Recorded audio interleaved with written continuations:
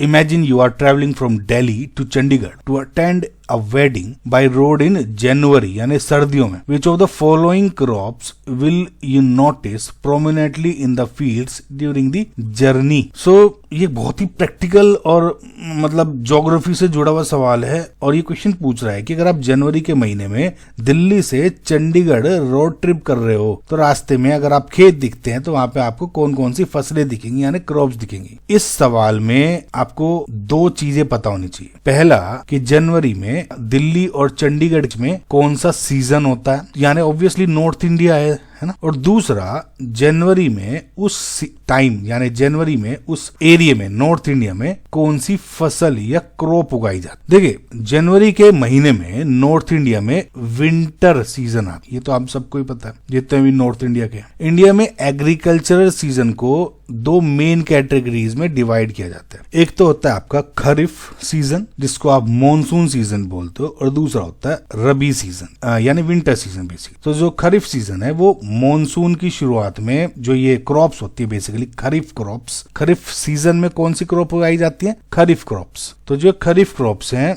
ये मॉनसून की शुरुआत में उगाई जाती है यानी लगभग जून से जुलाई के बीच में और उसके बाद में अक्टूबर से नवंबर में हार्वेस्ट की जाती है यानी काट ली जाती है. जो रबी है वो विंटर की शुरुआत में उगाई जाती है यानी लगभग सोचो अक्टूबर से नवंबर में और उसके बाद में जो स्प्रिंग सीजन होता है यानी बसंत मार्च से अप्रैल इसके बीच में काट ली जाती है. ठीक है, तो यानी ये जो आपकी विंटर सीजन है अक्टूबर नवंबर में कोई आपकी फसल उगी और वो अगर मार्च अप्रैल में काटी जा रही है, जनवरी कहाँ आ रहा है बीच में यहाँ, तो वो फसलें ग्रोथ हो रही होगी उस टाइप की. यानी जनवरी के महीने में रबी क्रॉप की ग्रोथ पीरियड हो रहा होता है यानी उस टाइम पे वो ग्री हो रही है. तो ये बात है पहले तो कि जो रबी क्रॉप्स हैं वो दिखेगी. आप अब इन ऑप्शन को देख लेते हैं कौन सी रबी और इसमें कौन सी खरीफ. पहला ऑप्शन है पैडी यानी जिसको आप धान या चावल की खेती बोलते हो. तो पैडी क्या है? एक खरीफ क्रॉप है क्योंकि इसको बहुत ज्यादा पानी और बहुत ज्यादा हाई टेम्परेचर की जरूरत होती है. तो ये क्या होता है अक्टूबर नवंबर तक तो काट ली जाती है. जनवरी में आपको ये खेत में बिल्कुल भी नहीं दिखती है ना. जैसे खरीफ है तो आपका सीजन बता दिया जून से नवंबर अक्टूबर तक होगी. दूसरा है मेज भी मेन तौर पे एक खरीफ क्रॉप ही होती है और इसकी